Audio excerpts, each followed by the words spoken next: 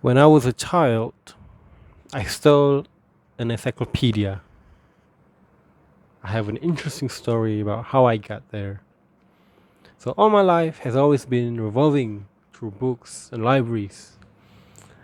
And I lived in a rural area, and all I had was this little library by the sea because I live in a coastal town. So, whenever I would took my bicycles, I would trace all the steps, all the asphalt roads towards this one breezy library by the town. It's not particularly very near to the sea, but you could always hear the breeze because only like a few blocks after that you would see an ocean wide, and sometimes I swear, in a good day you would see the Sumatra island. So back then there was no internet, and all we had was books and pictures, magazines. The computers only came like 3 years after I first um, discovered the library, and you naturally I became drawn to the library, and I enjoyed it so much that after school I would go there every afternoon, and I was a very curious little boy, so I would go there and read all the books. My favorite series was the Midnight Mystery. There's also some by Great Bluton. I'm not sure how that's. I'm still unsure of how one would read that name because it's written in cursive. But in particular, there was one book that I was so acquainted with, and that was the Oxford Children Encyclopedia. There was like volumes of them. I think around 10 to 15 volumes, and I would read every single one of them. I remember going to the library just to read volumes after volumes and after volumes. I would learn everything from the world from that little hefty book that I found from Austria, the Normandy invasion, to like public baths in Turkey, the Romans, different countries, the geography of those countries, and languages. So I would say that my conceptual idea of the world was pretty much shaped by that encyclopedia. They had pictures, so that would make things very fun for me as a child. I remember that I would bring my own book and trace all the maps from the book because the maps look very beautiful, and I think it's very normal. I don't want to enforce stereotypes, but boys and maps, they're just like inseparable. So I'm not exempt from that stereotypes. But it was, I think, 2014. No, 2011.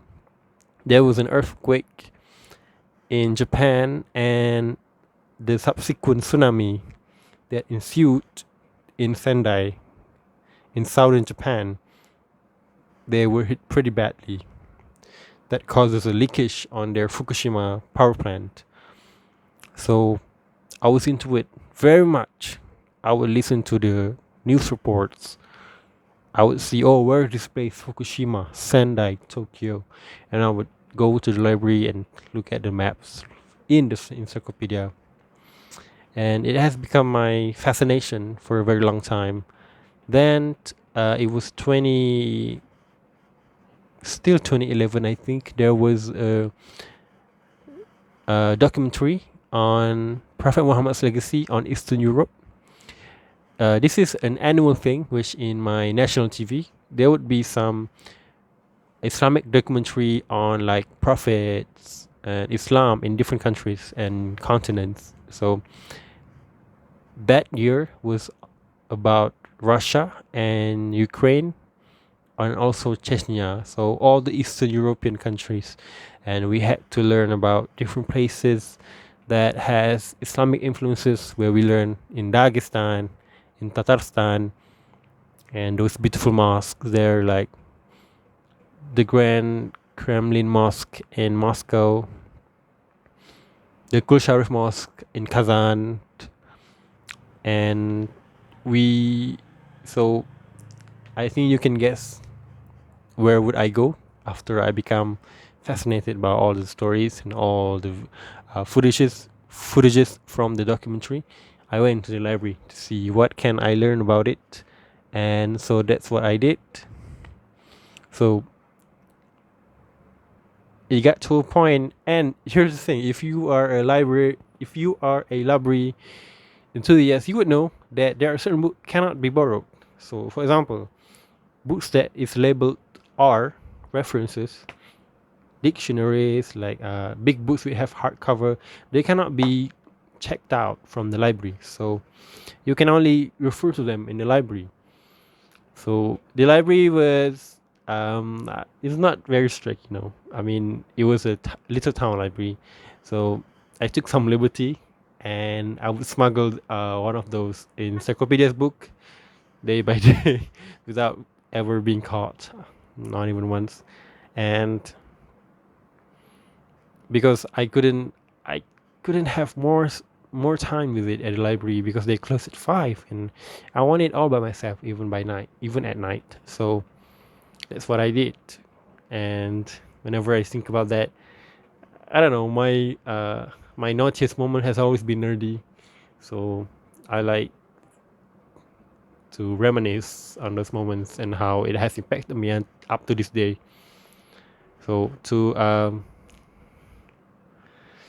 Sister Karima, who was the librarian, the custodian, uh, I would like to thank you for being such a patient individual at the library. She's married now. Back when I was still attending the library every day, she was still single, and now she's married. I think she already has children, but she is still the custodian for the library. And I wishes her well in her life, and I hope that, because most of the time when I came to the library, there wasn't anyone there except for us, the two of us there. She would always doing her work, checking, um, labelings, put some stickers on the books, and I would do my own thing, which was to read and discover all the books that are there. And sometimes I wish I could go to those simple moments in my life where life was so easy and breezy, and I have it's the library will always have a special place in my heart and in my memory. So I hope that my short while in the library has brought joy and gracefulness to her long hours waiting at the library, my little cute town library by the sea. I think that's all from me.